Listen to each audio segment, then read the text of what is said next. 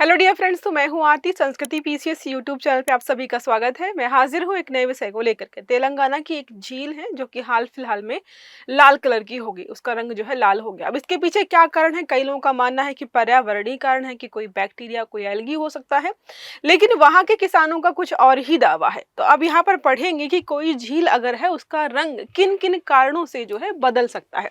क्या ये प्रदूषण की वजह से है या कोई प्राकृतिक रीजन है? आपने बहुत सारी झीलों के जो है नाम सुने होंगे, जो कई जो है, कोई आपको येलो कलर की नदी दिखाई देती है जो कि चीन में है, गुलाबी कलर की भी झील है, लेकिन इस झील के लाल होने का कारण कुछ और ही है। देखो क्या लिखा है, हाल ही में तेलंगाना के संगारेड्डी जिले के दोमडुगु गांव में क्या हुआ है, नल्ला कुंटा झील का पानी जो है लाल रंग का हो गया है।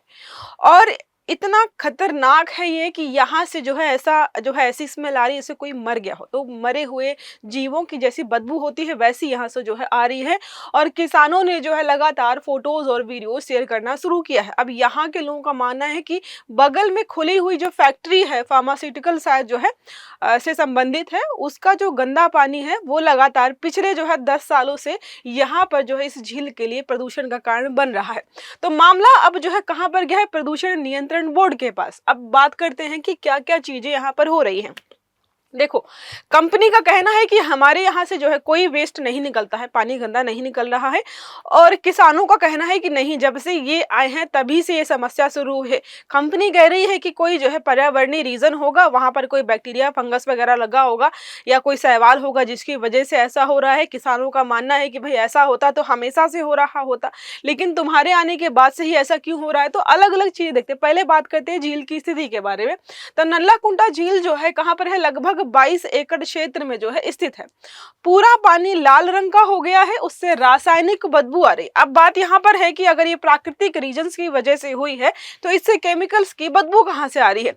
अब इतना ही नहीं, झील ही नहीं गंदी हुई है, इसके आसपास का जितने भी खेत जहां पर सब्जियां और अनाज वगैरह, धान की खेती होती थी, सब जगह ये पानी भर गया है, जिसकी वजह से किसानों को नुकसान हो रहा है। 300 एकड़ जो भूमि है पूरी बर्बाद हो रही है इस पानी की वजह से। किसानों ने देखो बोला है कि हेटेरो ड्रग यूनिट 1 जो है इसके पास में ही है, जहां से शायद गंदा पानी निकल करके आता है, वेस्ट। अब देखो इशू क्या है, ये जो लिखा हुआ ना एयरफोर्स अकादमी, यहां से होते हुए ये पानी जो है यहां तक पहुंच रहा है। तो जो ये टीम है जिसने रिसर्च वगैरह की, उनको जो है इस इलाके में जाने की परमिशन नहीं है। चाहे जो है कोई न्यूज रिपोर्टर हो, कोई भी, एयरफोर्स का जो एरिया है वहां पर बहुत घने जंगल है, पेड़ पौधे लगे हैं, वहां पर जाने की अनुमति नहीं है। तो पुष्टि हो नहीं पा रही कि पानी सच में यहां से आ रहा है या कोई और रीजन है।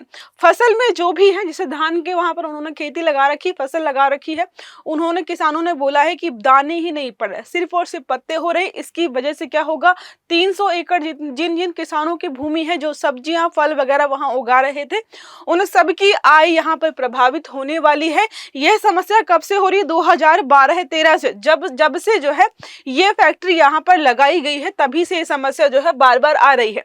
एक दो बार जो है ऐसा हुआ है कि आंदोलन और अनशन करने के बाद जो है इस यूनिट ने पानी को जो है, गंदे पानी को झील से बाहर निकाला, जब सरकारी आदेश गया वहां पर।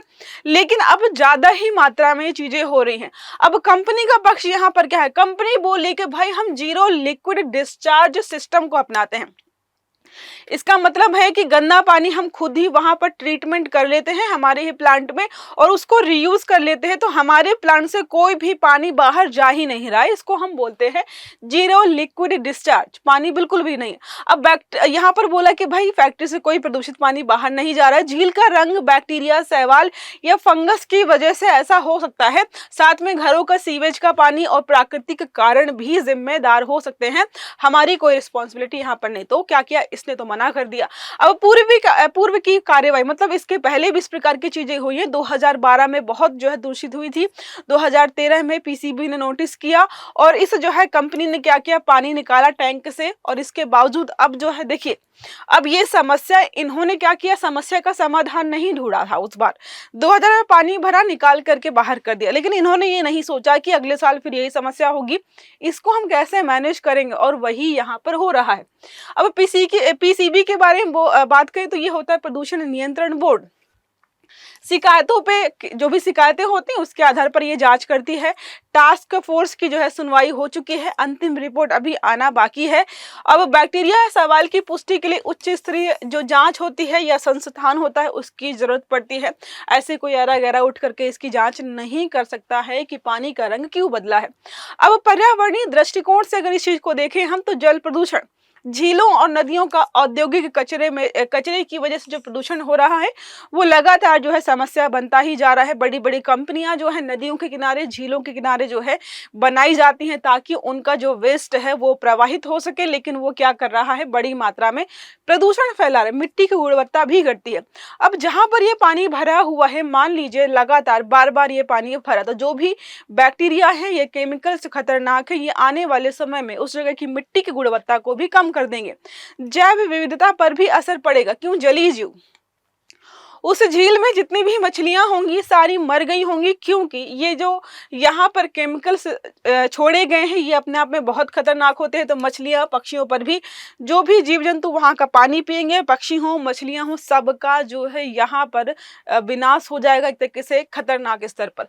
अब सामाजिक और आर्थिक पहलू देखें तो पर्यावरणीय भी हो गया, जीव जंतुओं के हिसाब से भी देखा, 300 एकड़ भूमि बर्बाद हुई है। वो जो है सैकड़ों किसानों की भूमि है, अब उनकी आय जो है यहाँ पर बर्बाद होगी। ग्रामीणों की आजीविका जो है खेतों पर ही निर्भर करती है, फसल पर निर्भर करती है, वो यहाँ पर नष्ट हुआ है। इसके साथ ही स्वास्थ्य के लिए भी खतरनाक होता है। क्यों? प्रदूषित जल से ग्रामीणों में त्वचा रोग, जल जनित रोग और श्वसन समस्याएं जो है बढ़ सकती हैं, ये यहाँ पर जो है बोला गया।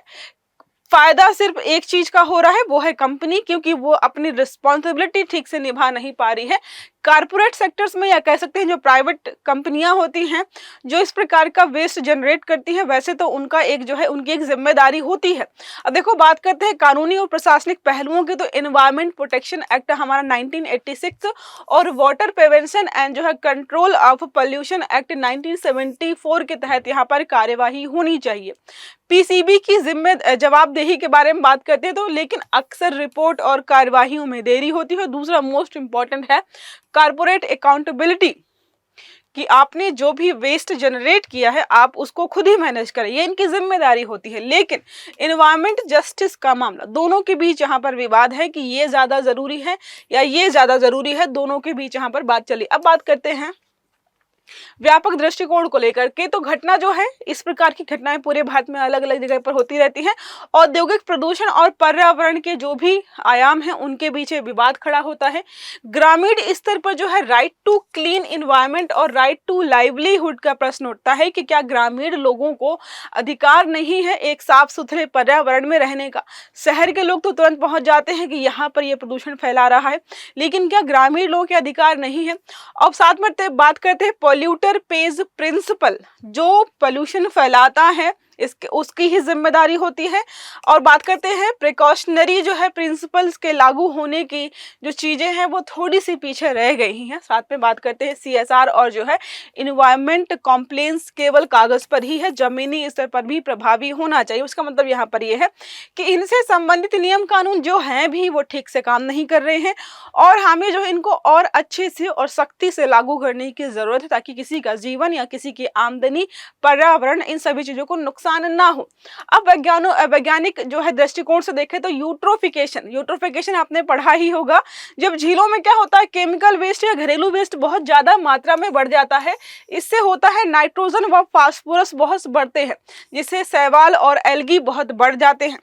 अब इनको क्या करना होता है कि देखो, एक तो कारण होता है कि इनकी वजह से क्या होता है, रंग बदल जाता है और ज्यादा ही अगर पोषक तत्व या खाद्य सामग्री जो मछलियां वगैरह हैं वहां पर ज्यादा ही हो जाएंगी, उनको खाने को ज्यादा मिलेगा, प्रजनन ज्यादा करेंगी। तो इतने से तालाब में 100 मछलियां होना चाहिए, लेकिन खाने पीने का सब कुछ बढ़िया बंदोबस्त हुआ तो वहां पे 200 हो गए।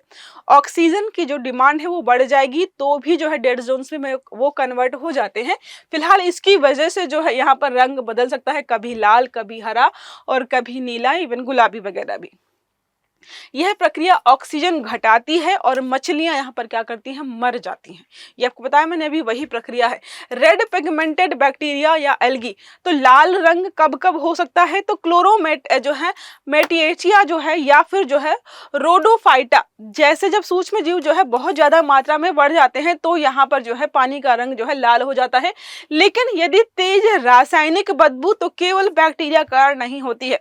जैसे किसानों ने बोला है कि कंपनी बोल रही है कि ये जो है बैक्टीरिया एल्गी की वजह से हुआ है, तो किसान बोले कि भाई ठीक है बैक्टीरिया एल्गी की वजह से हुआ है, तो लेकिन ये जो स्मेल आ रही है केमिकल वाली वो कहाँ से आ रही है। अगर प्राकृतिक वजह से होता तो उससे बदबू नहीं आनी चाहिए थी, यही समस्या है। कानूनी और जो है नीतिगत संदर्भ देखें तो हमने अभी ये पढ़ा था पीपीपी मॉडल के रूप में। इसमें सुप्रीम कोर्ट ने कई बार बोला है कि पर्यावरणीय मामलों में जो है मान्यता दी है कि प्रदूषण करने वाला उद्योग की सफाई, इस यही मतलब है कि जो प्रदूषण फैला रहा है उस प्रदूषण को साफ करने की जिम्मेदारी भी उसकी होती है। जैसे लेज हो गया, अंकल चिप्स हो गया, जब ये पर्यावरण में प्लास्टिक पोल्यूशन जो है जो क्रिएट करते हैं पॉली बैग्स बना करके जिनके अंदर चिप्स भरे होते हैं, उस प्लास्टिक के पोल्यूशन को कम करने की जिम्मेदारी भी इनकी होती है। नेशनल ग्रीन ट्रिब्यूनल एनजीटी हमारा है, ऐसे मामलों पर जो है लगातार विवाद हुआ है। आंध्र प्रदेश तेलंगाना में फार्मा कंपनियों के साथ ऐसे पहले भी विवाद हो चुके हैं।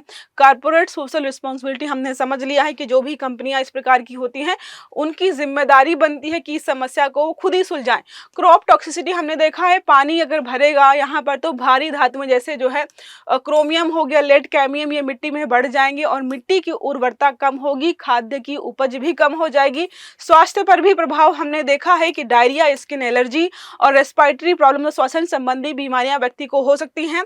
डब्ल्यूएचओ की रिपोर्ट के अनुसार जो है फार्मा वेस्ट वाले इलाकों में एंटी माइक्रोबियल रेजिस्टेंस का भी खतरा बहुत ज्यादा बढ़ जाता है, जो कि यहाँ पर लगातार बढ़ता ही जा रहा है। अब इन चीजों से या इस आर्टिकल से कौन कौन से एसडीजी गोल हम कनेक्ट कर सकते हैं। पहला है SDG goal number 6 clean water and sanitation जो होता है। एसडीजी गोल नंबर 12 है रिस्पॉन्सिबल जो है कंजम्पशन एंड प्रोडक्शन। 15 होता है लाइफ ऑन लैंड, जल और जो है बात करते हैं जल प्रदूषण और अंतरराष्ट्रीय उदाहरण। तो इसके पहले भी इस प्रकार की चीजें हो चुकी हैं। चीन में भी लेक ताई का पानी जो है 2007 में एल्गल ब्लूम से हरा हो गया था, लेकिन ये प्राकृतिक कारण है।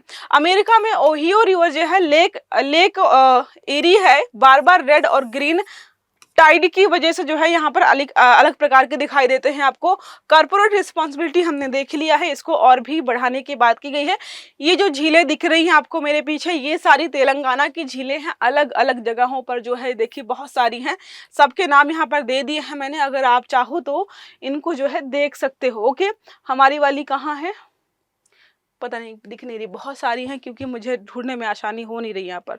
तो देख लीजिएगा एक बार कौन सी कहाँ पर है। कई बार पूछ लेता है कि कौन सी झील जो है तेलंगाना के बॉर्डर पर है, बगल वाले राज्य से शेयर हो रही है, ऐसी प्रकार की झीलें होती जो कि प्रश्न यहाँ से बन सकता है। अब प्रश्न हमारा है जीरो लिक्विड डिस्चार्ज या जीरो लिक्विड डिस्चार्ज सिस्टम का उद्देश्य क्या है। पहला है भूमिगत जल स्तर बढ़ाना, दूसरा है फैक्ट्री से अपशिष्ट जल को जो है पुनः उपयोग योग्य बनाना, तीसरा है झीलों में जल प्रवाह बढ़ाना और चौथा और आखिरी विकल्प है वर्षा जल संचयन को यहाँ पर जो है बढ़ावा देना। तो सही आंसर आपको देना है कमेंट बॉक्स में। आई होप ये आर्टिकल आपको समझ में आया होगा। अगर वीडियो अच्छा लगा है तो लाइक करना है, चैनल को सब्सक्राइब करना है, बेल आइकन दबाना ताकि जितने भी इस प्रकार के आर्टिकल्स हैं वो सारे आपको समय पर मिलते रहे। तो अच्छे से पढ़िएगा। Have a good day, thank you.